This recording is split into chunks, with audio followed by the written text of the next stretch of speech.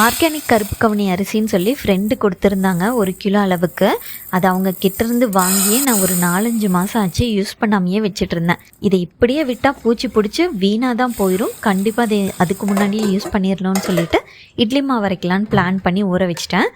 இதுக்கு முன்னாடி கருப்பு கவுனி அரிசி யூஸ் பண்ணி இட்லி மாவு அரைக்கும் போது 4 கப் அளவுக்கு கருப்பு கவுனி 1 கப் அளவுக்கு உளுந்து போட்டேன். அப்படி அரைக்கும்போது பிசு பிசுன்னு இருக்கிற மாதிரி இருந்துச்சு இட்லி.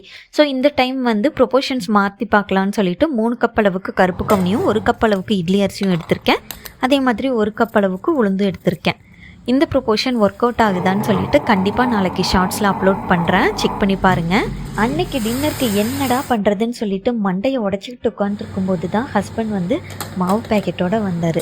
அவர் பெரியம்மா வீட்டுக்கு போயிருந்தாங்க. அங்கே மாவு அரைச்சி விற்றுட்ருப்பாங்க. ஸோ அங்கேருந்து ஃப்ரெஷ்ஷாக கொண்டு வந்துட்டார். அந்த பேக்கெட்டை பார்த்ததையுமே அவ்வளோ சந்தோஷம் ஆகிடுச்சு. கடகடான்னு போய் சின்ன வெங்காயம் தொளிச்சு தக்காளி குழம்பு வச்சிடலாம், குட்டீஸ்க்கு ரொம்ப பிடிக்குமேன்னு சொல்லிட்டு பிளான் பண்ணிட்டேன்.